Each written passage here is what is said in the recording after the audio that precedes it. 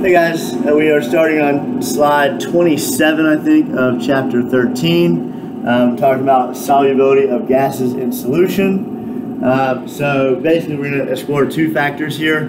Now for comparison, earlier we talked about the solubility of solids in solution, and we learned that most solids will increase their solubility with temperature.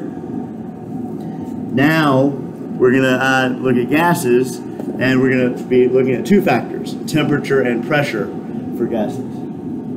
So first of all, this graph demonstrates the relationship between the partial pressure of a gas over a liquid. So if we have a bowl of a liquid and the pressure of the gas above the liquid, specifically the gas that's being dissolved, if the partial pressure increases, what we notice is the solubility of all the gases will increase also. Okay? Now, the rate of increase does vary for different gases, so when we look at the equation for this relationship, there will be a different constant that corresponds to the slope of this graph. Again, that'll show up in the next slide. But first of all, by increasing the partial pressure of a gas, the solubility of gases will increase. Then if we look at temperature, what we notice is that with temperature, as temperature increases, the solubility of gases decrease. Now, this should make some sense, considering that increasing the temperature makes the molecules want to move more, it increases the kinetic energy, and therefore, when we take a gas and put it into a solution, that's fairly restrictive of the movement. So it should make sense that more temperature is going to want to make the gas escape from solution rather than be confined within it. All right, so relating pressure and the concentration of a gas that will be dissolved.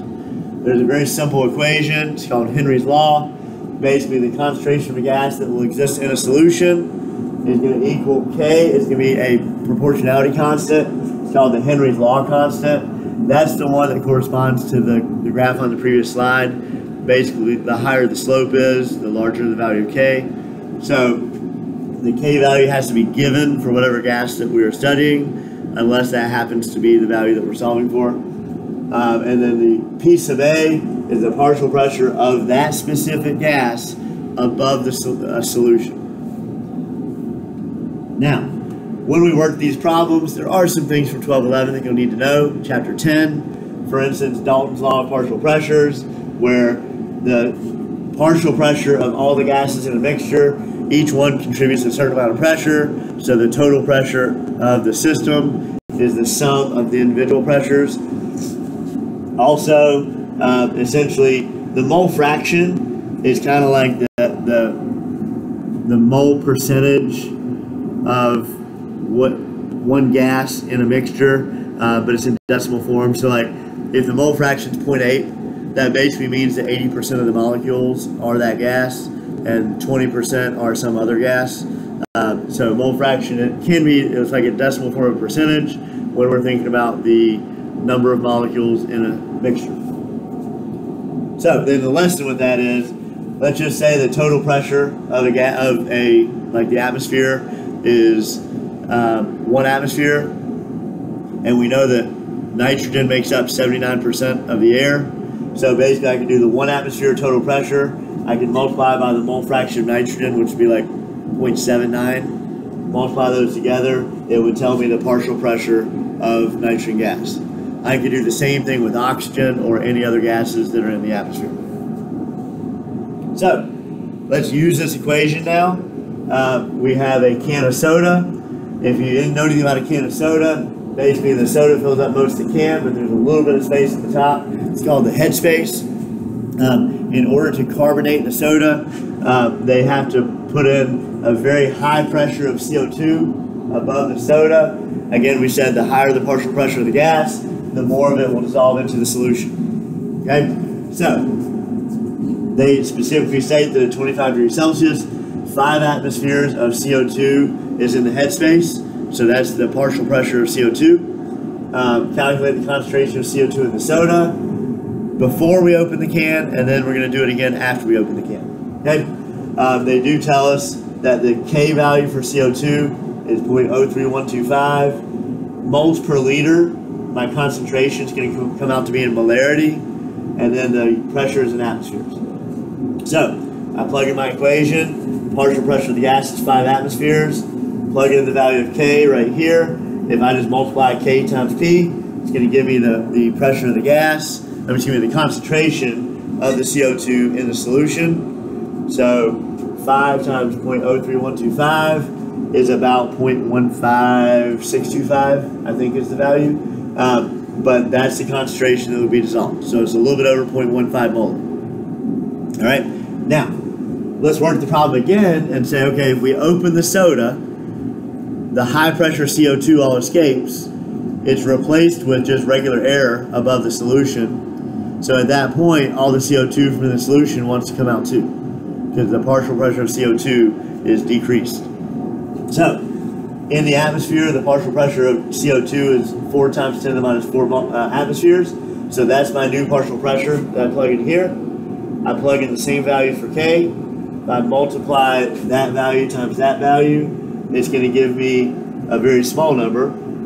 And what it shows me is, while in a carbonated soda, the CO2 is pretty high at 0.15 molar. Once we open the can, the reason it goes flat is because without the partial pressure being so high, the concentration that can be dissolved is going to go down a lot. And if we change 5 atmospheres to 0.0004 atmospheres, that's a significant change in the order of magnitude.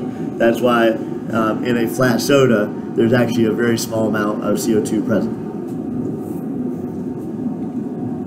Okay, another quick example. Calculate the concentration of nitrogen in a sample of water in equilibrium with the atmosphere if the mole fraction of nitrogen in the air is 0.78. Okay, so this is one where we kind of have to apply Dalton's law, where if we assume the normal atmospheric pressure is 1 atmosphere, nitrogen makes up about 78% of the molecules. So that means that 78% of 1 atmosphere is going to be 0.78 atmospheres. That's going to be my partial pressure. My K is this number. If I multiply them together, that's going to give me the concentration of nitrogen. So it's going to be the product of that number times that number. The units this time are going to be molality. Okay, again, the units of K are going to determine that to match up with the units of the concentration. All right, so that's it for that one. So now we get to our last big topic, colligative properties. Essentially what colligative properties are, when I have a liquid, if I dissolve a solute into a solution, it's going to change some of the properties of the solution. Okay, now there are some properties called colligative properties where the more solute you add, the more that property will change. Okay, an example is the freezing point. If I have a glass of water or a container of water, the freezing point of water is 0 degrees Celsius. If I sprinkle a little salt in there and then remeasure the freezing point of that new solution, the salt water, the freezing point is going to be less than 0. The freezing point will go down. If I add some more salt, get it dissolved, measure the freezing point again, it'll go down even more. And actually it is a linear relationship. If you put in twice as much salt, the freezing point will go down twice as far. That change in the freezing point is not based on the fact that I'm dissolving salt. Actually, the freezing point of water will go down no matter what I dissolve. The identity of the solute doesn't matter. What does matter is how many particles. The concentration of the particles in the solution, the more you put in there, the more the freezing point changes. Okay, so the freezing point is one example of a colligative property. There are actually 4 of them. When I dissolve a solute in solution, the freezing point will go down. So we usually say the freezing point depression. The boiling point will go up. There's another property called osmotic pressure that will increase as I dissolve a solute. And then the vapor pressure will go down. Now, 2 of these are related. If we remember from chapter 11 that a liquid boils when its vapor pressure equals 760 torrs or millimeters of mercury, well, if adding a solute makes the vapor pressure go down, that means it's going to require more energy to get it up to the boiling point, so it's going to make the boiling point go up. So this one and this one are actually related to each other. Now, if we look at how dissolving a solute affects our phase diagram, this is the phase diagram of water. The red line represents the normal phase diagram of water, so here and here. When I dissolve a solute into a solvent, we're forming those new solute-solvent interactions where these particles can interact with each other in some kind of a strong fashion. That's going to stabilize the liquid phase. In a liquid phase, that's the best setup for the particles to be moving and interacting with each other. So what I notice is the liquid phase is going to expand when I dissolve a solute. It's going to make, since the vapor pressure goes down, the boiling point goes up, that's going to expand the liquid phase this way. And then also the freezing point goes down, so it's going to expand this line that way. So the liquid phase gets bigger as we dissolve a solute into the solution. Now, mathematically, we're going to look at all four of these freezing point, all four of these colligative properties. We're going to work some problems with all of them. So, boiling point and freezing point are very similar. Actually, in lab, sometime in the next few weeks, you'll be doing the freezing point depression lab, where we're going to take a solvent, we're going to measure its freezing point, we're going to dissolve a solute into the solution, measure the freezing point again, and then we can use that information to calculate some cool values. Like, actually, if you have a solute that you don't know what it is, you can perform this experiment and solve for the molecular weight of an unknown compound. Okay, so that's kind of a cool property. That is going to be a test question on test 1. You will be asked to use one of the colligative properties to determine the molecular weight of a compound. So be prepared for that. We're going to work through one of those in just a minute. First, though, if I want to find the boiling point of a solution that has a 0.32 molal concentration of iodine dissolved in benzene, what will the new boiling point be, considering that benzene normally boils at 80.1 degrees Celsius? Okay, so at this point, we're going to shift into problems. So I'm going to turn the lights off and turn the PowerPoint off.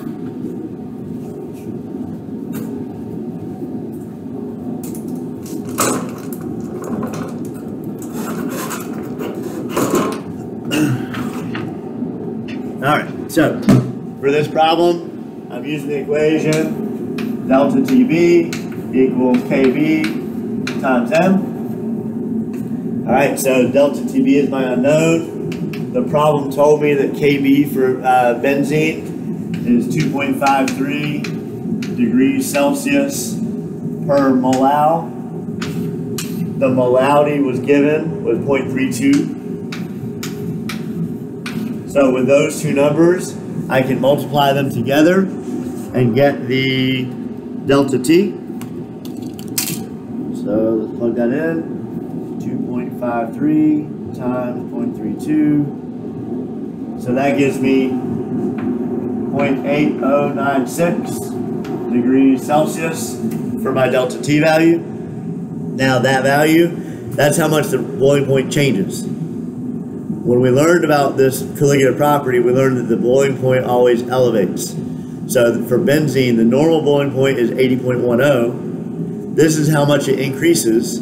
So I'm going to add this to 80.1. So my new boiling point, TB, is going to be 80.91 degrees Celsius.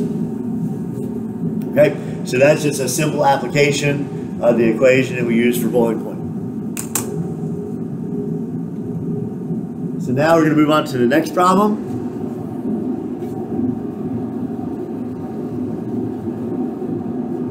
So I have a solution prepared by dissolving 1 gram of a solute. Now specifically they say it's a non-volatile solute. That's just a word that tells me, okay, the solute, none of it's going to evaporate away, so the amount that we measure and add to the solution is going to be consistent. Doesn't really affect our problem, but it's going to be 15 grams of acetic acid dissolved into, 1 gram of a solute dissolved in 15 grams of acetic acid. It gives me the boiling point of pure acetic acid and of the new solution, and it wants me to solve for the molar mass. Okay, so this is a problem that I guarantee if you're taking a test on chapter 13, I'm going to put a question like this on the test. Okay? Now, this question is a representative question that could be on boiling point. You would do it very similarly if it was freezing point or if it was osmotic pressure. With all three of those, we can do this type of problem. Okay? So, the question talks about boiling point. So again, delta TB equals KB times molality. The delta T, the difference between the two boiling points that are given is 2.27 degrees. The KB that is given is 3.07 degrees Celsius per mole. And then, so we're going to go through 3 steps here to solve this problem. It's very important that you learn these 3 steps and you can work through them efficiently. The first step, I read the problem and recognize its boiling point. I set it up and I'm going to solve for the concentration. Okay, I know delta T, I know K, I'm going to solve for N. So that's step 1, solve for the molality. Okay, so all I need to do is divide that over. So it's going to be 2.27 divided by 3.07. So my molality is going to be 0.7394. Now, step 2. Once I know the molality, step 2, I want to find the moles of the solute. Now, how do I do that? Well, I know molality equals the moles of the solute over the kilograms of the solvent. Now again, I just said I want to solve for the moles of the solute, so that's my X. I know that this number equals X over the kilograms of solvent. Acetic acid is my solvent. The problem told me it was 15 grams, so I'm going to change that to kilograms. It's 0.015. Okay, at that point, I know the molality, I know X, I know 0.015. I'm going to solve for X.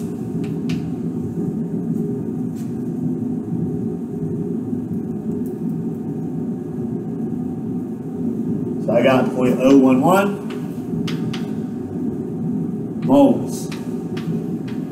Probably should keep an extra digit, so 0.01109. Okay? Now, finally, third step. First step, find molality. Second step, find moles. Third step, molar mass is always going to be either grams of the solute divided by the moles of the solute. Well, that's pretty easy. Molar mass equals the grams were given in the problem. We added 1 gram of the solute, 1.00.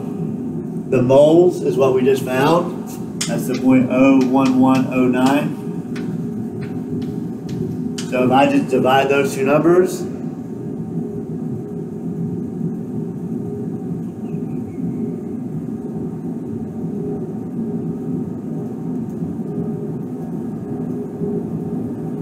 I get 90.2 grams per mole.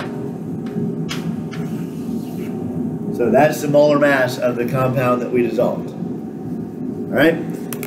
So we do one more example.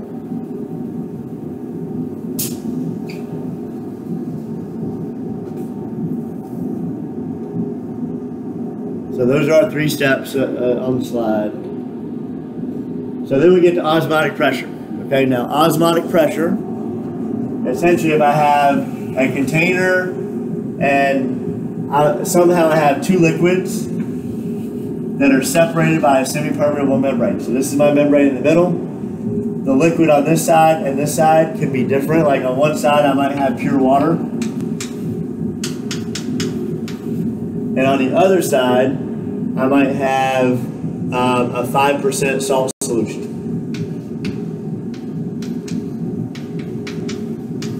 Okay? Now, osmotic pressure is basically a diffusion process where solvent molecules can pass through the membrane. Diffusion always works where things move from an area of high concentration to an area of low concentration. Now, specifically though, what's diffusing is not the solute. The sodium chloride is not passing through the membrane, only water. So the water here, first of all, it's going to move both ways. Okay, water can move through the membrane both ways, but the net flow is going to go from the side where there's more water to the side where there's less water. So in terms of percentage, the pure water is 100% water. The salt water solution is only 95% water. So the water is going to flow more from the pure water towards this side. So the net flow is going to be from left to right. And what I would observe is that as the water flows through, the volume of liquid on this side is going to go up because the water is coming this way, and the water on this side is going to go down. So I will see a shift in the volumes on each side. Okay, so that's the idea of osmotic pressure. The equation we're going to use, pi is the osmotic pressure, equals MRT. Now it's capital M there, and then R is the gas constant, 0.08206 liters atmospheres per mole Kelvin, and the temperature has to be in Kelvin. Okay, so those are my units. Now if I use those units, the pressure, since R has atmospheres in it, that means the pressure needs to be in atmospheres as well. Okay, so that's my equation. Now let's work a problem. So the next slide, hemoglobin is added to a solution. The osmotic pressure is measured to be 7.52 torrs. What's the molar mass of hemoglobin, which is my solute?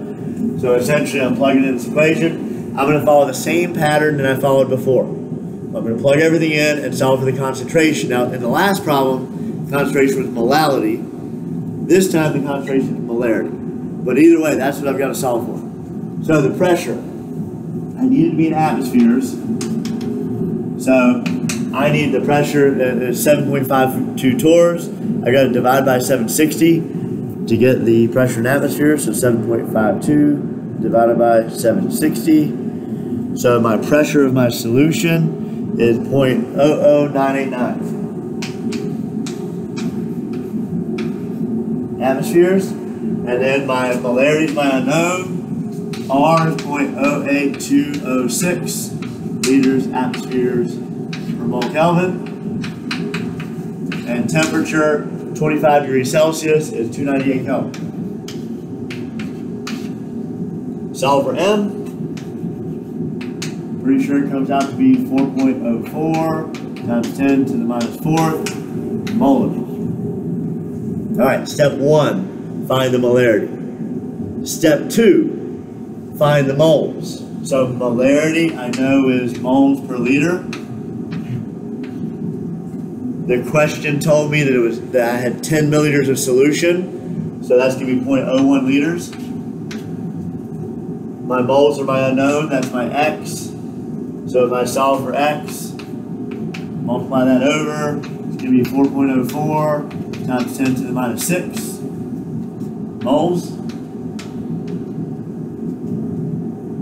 So now finally, last step, molar mass is going to be the grams that were given of the solute. So it's going to be 0.263 grams divided by the moles, 4.04 times 10 to the minus 6. Divide that out. On the slide, it says the answer should be about 65,000 grams per mole, or 65,000 AMUs.